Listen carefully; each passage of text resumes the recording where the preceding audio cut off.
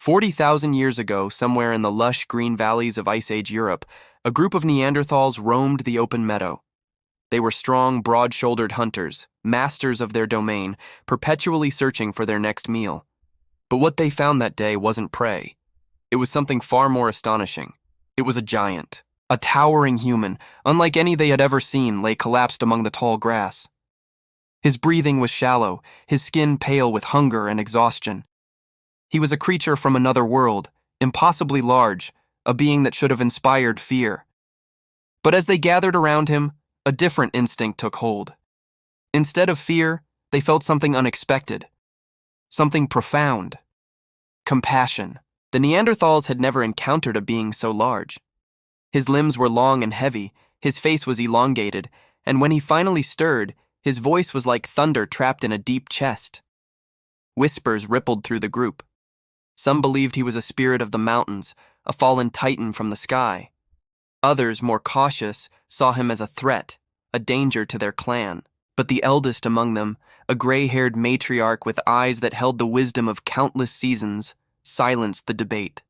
She knelt beside the fallen giant, her weathered hand pressing gently against his chest. She could feel a faint rhythmic thump.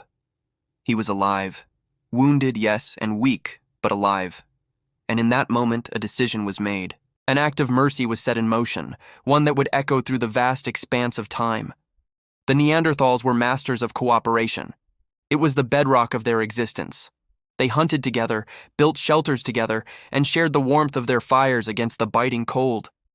Now, they would channel those same instincts, that deep-seated unity, to save this stranger. With ropes skillfully braided from tough grasses, they worked as one, pulling the immense figure into the cool shade of a rocky overhang.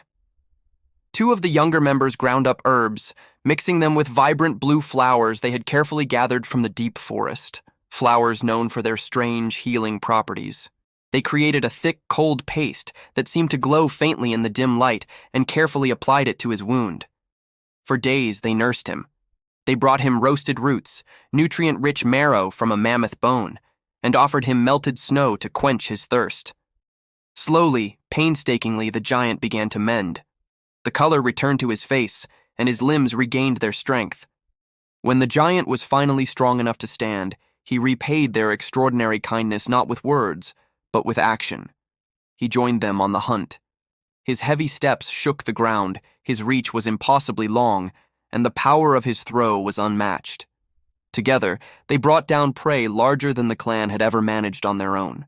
The Neanderthals possessed strength and unity. The giant brought unparalleled reach and a mind for strategy. It was a perfect, unforeseen balance, the birth of cooperation across species. That night, gathered around the roaring fire under a cold blue moon, they shared meat, and for the first time, the sound of their different laughter mingled in the crisp air. Two worlds, once divided by fear and uncertainty, were now united by the fundamental need for survival.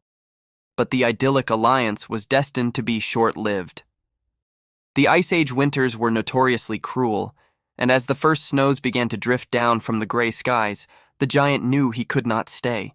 He would be a burden on their limited resources through the long, lean months ahead. So, one misty dawn, he rose silently. He took off the necklace he wore, a unique symbol of his people, intricately carved from ivory and dark stone, and placed it gently beside the sleeping matriarch, a silent token of his gratitude. When the Neanderthals awoke, he was gone. All that remained were his massive footprints, already fading into the encroaching fog. But the memory of him, the giant they had saved, would endure. Generations later, far in the future, archaeologists would unearth strange enigmatic tools in these same valleys. They were artifacts that didn't fit neatly into any known category. Not quite Neanderthal, not quite Homo sapiens, but a curious hybrid of both. Some scholars argue it's definitive proof of contact, of shared knowledge between our ancient relatives. Others dismiss it as mere myth, a romantic fantasy. But perhaps, long, long ago, when two different kinds of humans met on the vast, unforgiving plains of prehistoric Europe, they didn't fight for dominance. Perhaps they helped each other survive. In a world defined by cold, hunger, and constant danger, The very first warmth wasn't sparked from flint and tinder. It was kindled in the heart. It was the warmth of kindness. And maybe, just maybe, it all began when a small band of Neanderthals chose to save a giant, and in doing so, saved a vital piece of what would one day become us. Cooperation isn't just a strategy. It's our oldest and most essential survival skill. Thank you so much for watching. If you enjoyed this story, please consider liking the video and subscribing to our channel for more journeys into the distant past. We'll see you next time.